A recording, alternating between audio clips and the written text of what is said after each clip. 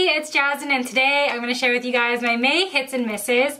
This month, I thought I had a lot of products, but apparently I didn't. So here are some of my all-time favorite products. As you guys know, I told you guys I wasn't going to buy any more makeup for like 3 months, and this has been one whole month where I have not bought a single makeup item. So everything you see here is something that you've definitely seen on my channel. So I'm going to start off with a #1 hit. This to me tops off everything that I'm going to share with you guys, and they are baked Hot Cheetos. Now, I don't know if you guys have this, but in my high school, we had baked Hot Cheetos, and then they took them out, and then we had Cheeto Puffs, and I was like, no, that's not the same thing. And so, ever since high school, I've been trying to find a large bag of baked Hot Cheetos, and nowhere could I find them until I went to Rayleigh's. And you know, I don't go to Rayleigh's because I think I think they're really expensive, but I wanted to go, you know, because I haven't been there in years. And all of a sudden, I seen this on sale. And I said, whoa! And so I bought 3 bags. Baked Hot Cheetos are just amazing. They don't burn my butthole, and it's great. It's great. It tastes like a regular Cheeto. It's just less fat. I know that was super random, but let's go on into my makeup favorites. I have 3 eyelashes to share with you guys. If you're wondering about the eyelashes that I'm wearing or my makeup, I actually went live on Instagram and I did this makeup look. So I'm thinking about doing a video on it because it was actually really easy to do. It's a glitter cut crease, but I'm wearing the Flutter lashes in the style Irresistible. These ones are so sexy. They are very sparse, but they are thick enough to add a lot of drama. Let me scoot closer so you guys can see.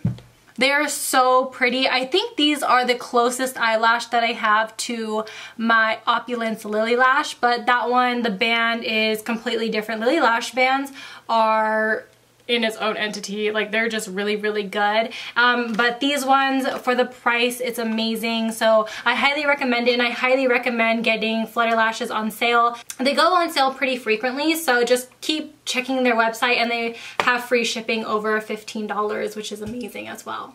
Earlier this month, I uploaded a makeup tutorial, and I told you guys that I found these Lilly lashes at Marshall's for $8, and I think that they are amazing. I think the lash band is just a little bit different than her normal band, but given the price, I definitely prefer these over like spending $30. So I'm not really complaining. These ones are in the style Havana. They are a very natural lash, if you will. For me, they're pretty natural because they go pretty short in the inner corner and then they flare out to a really long piece of eyelash. But to me, the length isn't as long as Irresistible. Like, as you could see, my eyelashes basically almost touch my eyebrows. I like that look. But again, for the price, I really enjoy it, and I'm really glad that I got it on kind of a discount, because I know these ones, the ones in the pink Sephora boxes, these ones are around $10, and I got them for $8, but I was able to look at it in stores and see whether or not I wanted it. Now, the final pair of eyelashes are a pair of eyelashes I really did not think I would like. This one's by ShopMissA, and I did a whole video on trying out some of their eyelashes. I am going to create a part 2 soon. I just need to prepare my eyelids and get ready to spend another 3 hours filming and trying everything on. I just need to set time aside. But I really enjoyed the style Amelia from the website. It is very dramatic, probably the most dramatic out of all of them, but they look the most wispy. So this is what it looks like up close. They are just very big, and of course I have to cut these ones because my eyes are not that big, but when they're cut, they look really good. You can see it in the ShopMissA try-on video. I will link it up for you guys to see, but Amelia is definitely the way to go if you're looking for a dramatic eyelash. Especially for $1 too. That's another amazing thing that I love about these. Great.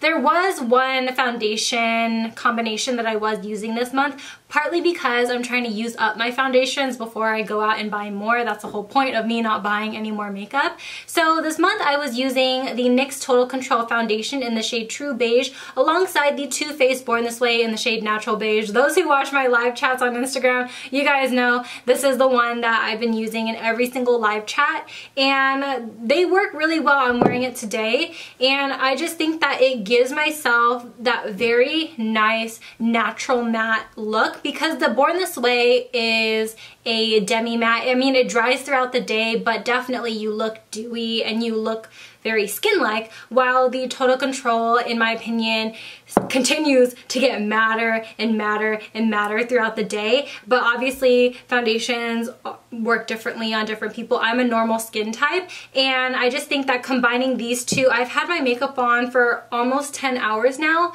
and I didn't put a lot of powder right here, but everywhere else I did put powder.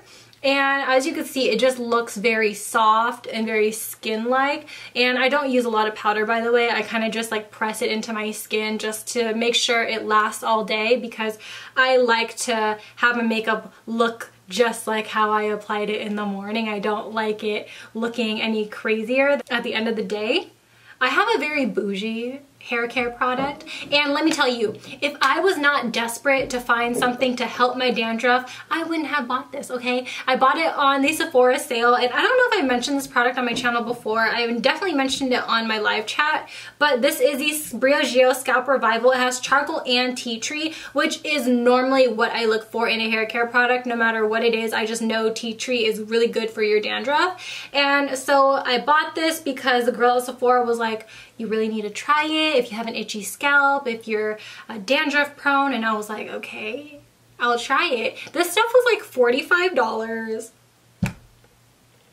You know how I am. You know how I am with things that are over $10. You guys know how I am. But I do have to say, a little bit goes a very long way. I know that there are certain spots of my scalp that gets itchier than other places. I get itchy right here, and then sometimes I'll get itchy like in the back of my scalp. So I'll focus it in those areas, and I kid you not, literally throughout the day, my scalp will not itch. And it's amazing. It's amazing when you don't have to itch your scalp, especially when you have black hair, because you could see everything. You could see every speck of dandruff. And so this stuff is really, really good. I do use it very sparingly, and I don't overdo it because this was very expensive and I don't know when I'll ever repurchase it. The Japonesque sponge is definitely coming into a tie with my ShopMissA sponge. I use these interchangeably, and I really thought I wasn't gonna like this because when I first got it, it was kind of hard, but as I used it and as I started to wash it more, I feel like it got a little softer, and I think it makes my makeup look extra good for some weird reason, because I've been comparing a lot of sponges lately, and I think I'm gonna do a sponge video soon, but my skin looks absolutely amazing. I used it today. I feel like my base usually looks pretty okay, but I just think that along with the powders, the foundations, you don't see any marks that a sponge was bounced on my face. It looks really, really good, and it's definitely easy to wash. I like the fact that you can barely see it fade when you do wash it. I know that when you wash a beauty blender, it automatically turns from hot pink to light pink.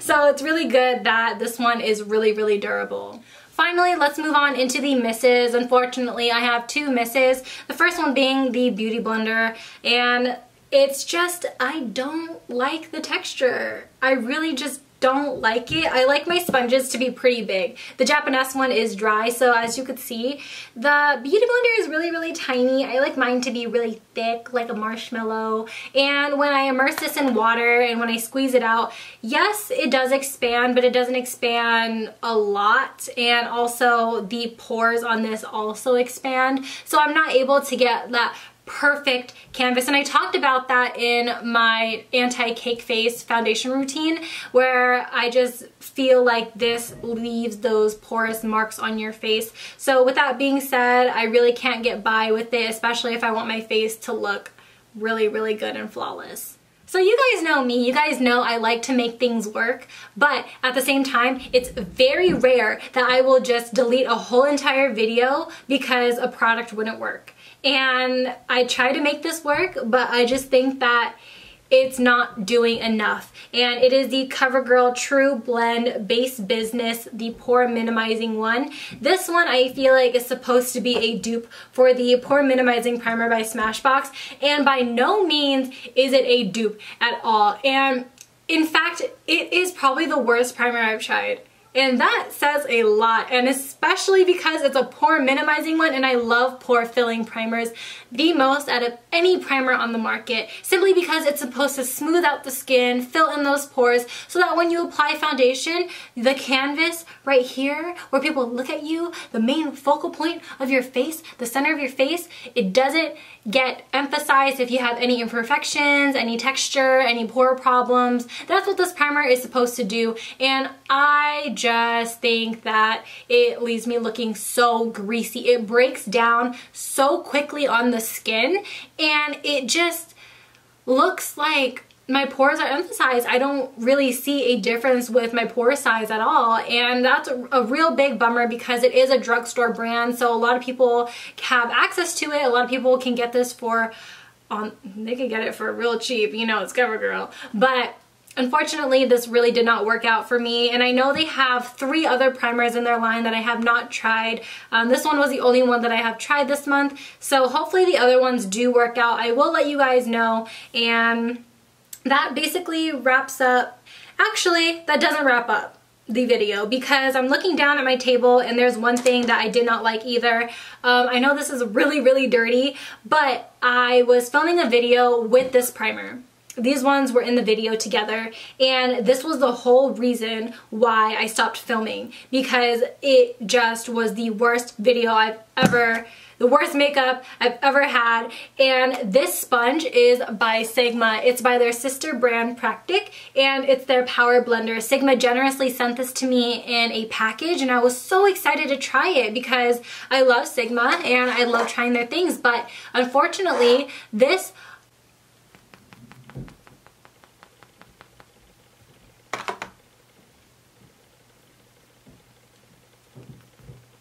Do you hear it? Do you hear the difference? It's so hard. It's definitely like super dense. I don't know if you could see by me squeezing this how dense it is.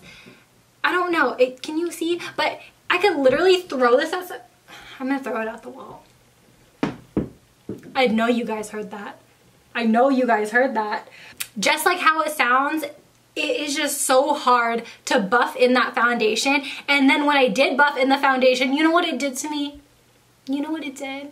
It took off the foundation. So I would pat it in, you would get the coverage. Pat it again to blend it like you normally do, and then it just took it off.